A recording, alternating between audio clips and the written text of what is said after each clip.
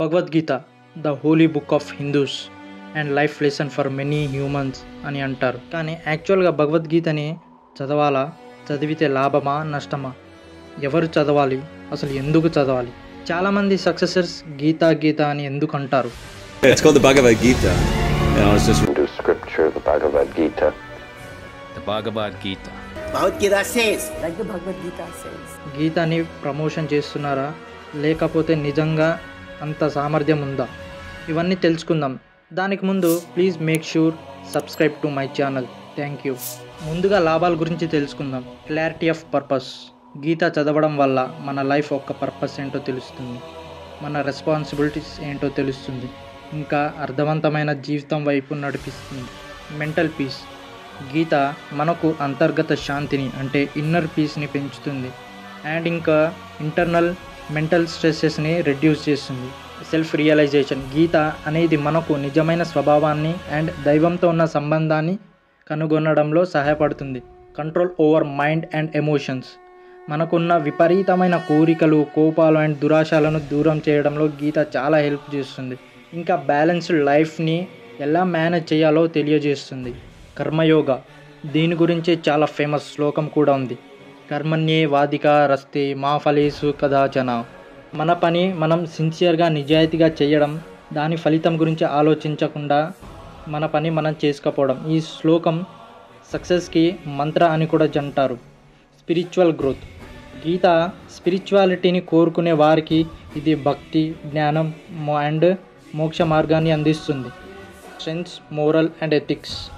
గీత మనకు honesty, humility, compassion, respect and righteous character develop చేయడానికి help అవుతుంది. భగవద్గీతను చదవడం ద్వారా స్పిరిచువల్ అండర్స్టాండింగ్, బ్యాలెన్స్డ్ లైఫ్ పెంపొందించుకోవచ్చు. సింపుల్గా చెప్పాలంటే మనం ఎలా జీవించాలో అని చెప్పడానికి ఒక మాన్యువల్ స్లిప్ లాంటి ఈ గీతా బుక్.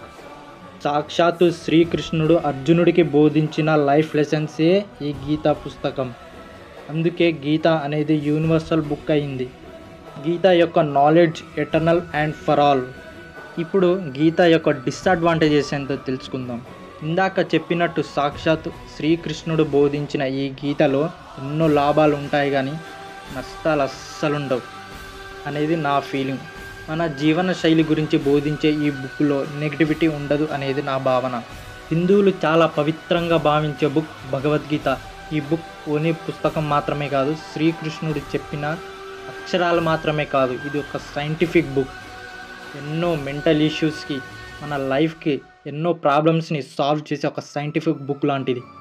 ఇది దైవంతో కాదు, మైండ్తో ఆలోచించి తెలిసే. దీంట్లో ఎన్నో ఎన్నో ఎన్నో ఎన్నో చాలా విషయాల గురించి మనం తెలుసుకోవచ్చు. అందుకే ఈ బుక్ని ఏమంటారో తెలుసు కదా, గీత యొక్క knowledge eternal and for all అని ఉత్తిగా అనలేదు. దీంట్లో ఎన్నో శ్లోకాలు మన మైండ్ ఎలా కంట్రోల్ చేయాలి, ద పీస్ ఎలా గెయిన్ చేయాలి అండ్ ద పర్పస్ ఆఫ్ మన లైఫ్, మన ఎర్త్ మీదకి ఎందుకు వచ్చాం, హ్యూమన్స్ మనకెందుకు ఆలోచింపే శక్తి ఇచ్చాడు, కుక్కలకి, నక్కలకి, జంతువులకి ఎందుకు, వై హ్యూమన్స్, ఇలాంటి ఎన్నో క్వశ్చన్స్కి దాంట్లో ఆన్సర్ దొరుకుతుంది. అయితే భగవద్గీత గురించి మీరు ఏమనుకుంటున్నారో అండ్ నేను ఏదేమైనా తప్పు చెప్పానా అండ్ ఏమైనా పాయింట్ మిస్ అయితే దాని కింద కామెంట్ సెక్షన్లో కామెంట్ చేయండి. జై శ్రీరామ్, జై శ్రీకృష్ణ, జై Bhagavad Gita. And make sure like, subscribe. Thanks for watching.